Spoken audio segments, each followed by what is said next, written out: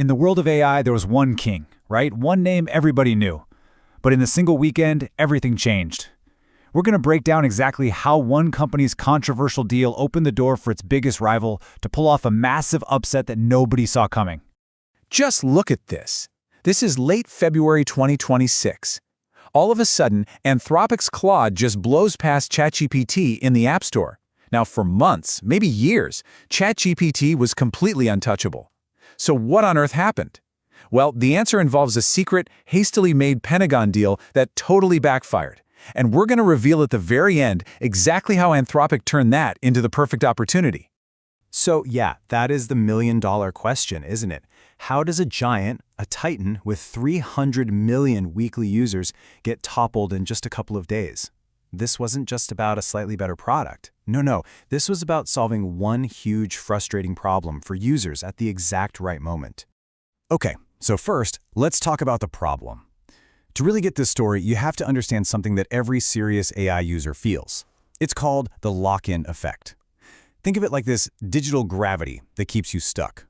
The more you pour into a service, the harder it is to even think about leaving. You know what I'm talking about? You spent months, maybe even years, teaching your AI your personal writing style, the ins and outs of your projects, all your little preferences. It gets you. Switching to a new AI, it feels like hiring a new assistant and having to train them from day one. All that amazing context you built up just, poof, gone. It's a huge reason to just stay put. And this quote right here from Anthropic themselves just completely nails it. They really understood that user frustration, and it basically became the cornerstone of their whole strategy, their secret weapon, if you will. So if everyone's stuck in place by this digital gravity, what could possibly be strong enough to shake them loose? Well, how about a massive shockwave? A corporate decision that went all the way to the Pentagon. That was the catalyst. And what's wild is just how fast this all happened. Look at this timeline. It's insane. On the morning of February 27th, Trump bans Anthropic from federal use. Just hours later, OpenAI announces its big Pentagon deal. The backlash was immediate. #cancel ChatGPT starts trending. And by the end of that week, the App Store charts are totally flipped upside down. It was a whirlwind. And here's the core of it, right? You had two very different philosophies. Anthropic basically drew a line in the sand. They said, nope, we're not letting our AI be used for stuff like domestic surveillance or autonomous weapons. OpenAI, on the other hand, saw an opening and went for it, striking a deal to get their AI into the Pentagon's classified operations. For the public, it created a really stark choice. And you know the timing was bad when even OpenAI CEO Sam Altman pretty much admitted it, saying the optics don't look good. Yeah, that's a bit of an understatement when a protest hashtag is going viral and your biggest competitor is suddenly shooting to the moon. So with OpenAI dealing with a full-blown user revolt, and people suddenly desperate for a way out, Anthropic stepped in with the perfect solution at the absolute perfect time.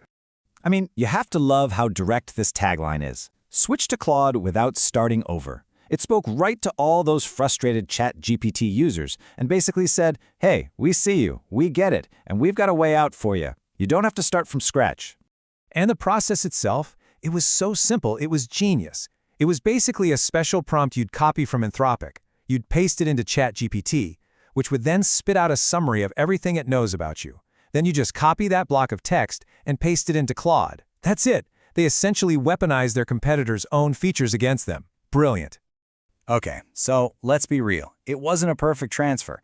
Things like your entire chat history, file attachments, any custom GPTs you built, that stuff couldn't make the jump.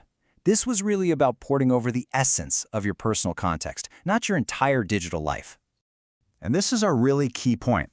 Anthropic made a huge deal about how memories in Claude works. It's all encrypted, they promise they don't use it for training their models, and you can export it anytime you want.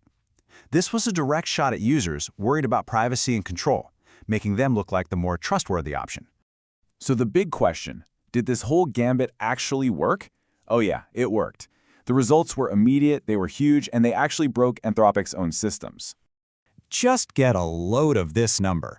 Over 60% growth in their free user base in just a couple of months. That is not a small jump. That's a tsunami of users jumping ship, all because of the controversy and this clever little import tool. And you know what the ultimate sign of success is? Their servers couldn't handle it. Just a few days after this all went down, Claude went offline for hours. The official reason? Significant demand. That's not a bug, that's a feature. That's the symptom of winning so big, so fast, that you literally can't keep the lights on. And that brings us right back to that secret we promised at the beginning. This wasn't just luck, this was strategy. Anthropic saw their biggest rival make a huge misstep. They understood the #1 reason users were hesitant to leave, and they built the perfect escape hatch. It was a masterclass in turning a competitor's PR nightmare into a massive strategic win. So that brings us to our question of the day for you. When it comes to the tech you use every single day, your AI, your social media, whatever, is a company's stance on something like military contracts a deal breaker? Is that enough to make you pack up and switch to a competitor? We'd love to hear what you think, so drop a comment below.